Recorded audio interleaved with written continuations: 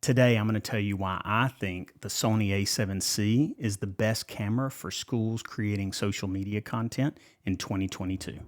Check it out. The first reason is the price. The Sony a7C comes in around $1,800. $1,800 is not cheap, but I think what you get inside this camera makes it a great value. The second reason that I think the Sony a7C is a great camera for me, and maybe even for you, is its small form factor. It is the smallest full frame camera on the market. That allows for a lot of flexibility in where you're going to store it. I like to carry a relatively small bag. This camera paired with the 35mm 1.8, which is a relatively small lens, is a really great pairing that fits well in pretty much any bag. This camera you can carry in your hands. It's small. It helps me blend in the hallways, the classrooms, and even in school events. The third reason that I love using the Sony a7C is its image quality. This camera produces beautiful 4K footage. The file sizes are manageable. They're not too large to where my computer can actually edit them, and it's completely uncropped. These days, 4K footage is becoming the norm. If you're not shooting in 4K, you're missing out on an opportunity to possibly crop in or an opportunity to actually deliver your final product in 4K. The fourth reason that I love using the Sony a7C is the frame rate options. This camera shoots in 24, 30, 60, and even 120 frames per second. Now, these aren't all available in 4K. You do have to go down to 1080 in order to get the 60 and 120 frames per second. But it really is a great option whenever you really do need to be able to slow down your footage. Now, what exactly is frame rate? Basically, most people deliver their videos in 24 frames per second. When you take 24 frames per second video, you can't really slow that down. If you stretch that out to, let's say, 2 seconds, it's going to duplicate each frame in order to be able to stretch that footage out. That's going to cause the video footage to actually look jumpy. But if you shoot in 120 frames per second and then you stretch that out using 24 of those frames for each second, now that 120 frames per second footage, what you had 1 second of, now becomes 4, maybe even 5 seconds. And then that footage looks very smooth and is pleasing to the eye. I love having the option to shoot in 60 as well as 120 frames per second on this camera.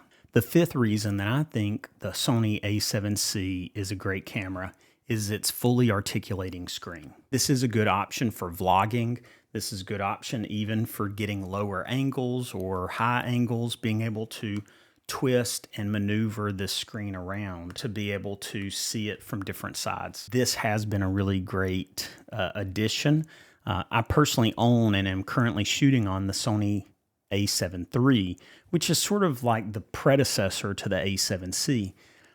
But this screen only has a tilting option, so it tilts up or tilts down. And currently, I'm videoing on it and cannot see myself. And so this camera, especially if you're going to do any kind of YouTube tutorials, if you're going to do any kind of times where you yourself are speaking to the camera, or if the person that you're videoing just would like to see themselves, this is a great addition and a great upgrade from the a7 III. And now I've saved my favorite feature for last. My favorite feature, and the sixth feature that I'm going to be talking about on the Sony a7C, is its stabilization. Now, what do I mean by stabilization? If you're putting your camera on a tripod, you probably don't have to worry about any kind of stabilization. Your image is going to be very stable because the camera itself is not moving. But if you are holding the camera in your hands and moving, that's going to introduce shake to the footage. In some cases, if you're not moving yourself, but you're just holding the camera, our body's introduced to the image what we call micro jitters. And these are tiny little movements that you may not notice all the time, but definitely when you're looking at footage at normal playback speed, oftentimes we'll see these small little shakes that can definitely make our footage look unprofessional. Most of the time, that kind of movement can be dealt with in post. You can add a warp stabilization in editing software, which will usually take care of that. But what if you're actually moving? What if you're actually walking with the camera? What if you want to get some type of real movement? There's a couple options you have. You could put your camera on a gimbal. The size of this camera really is great for gimbal use, and it's a great idea if you want to put this on a gimbal and get really smooth shots. But what if you don't have a gimbal? This camera is great for handheld for one main feature. This camera actually collects gyro data, which basically means that the movement of the sensor is collected and stored in the video files themselves.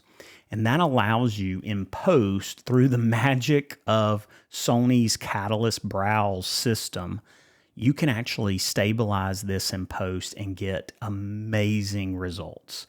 I've been able to literally orbit a subject. I've been able to walk down a hall. I've taken relatively shaky footage and been able to make it look as though it was shot on a gimbal.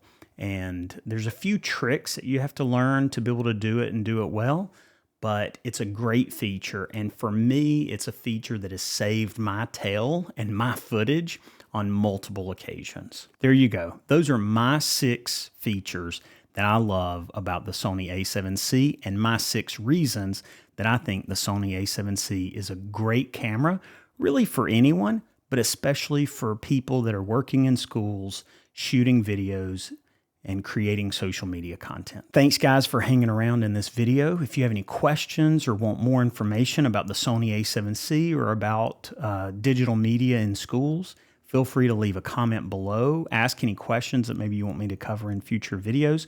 Subscribe, follow along, and I look forward to seeing you in the next video. See ya.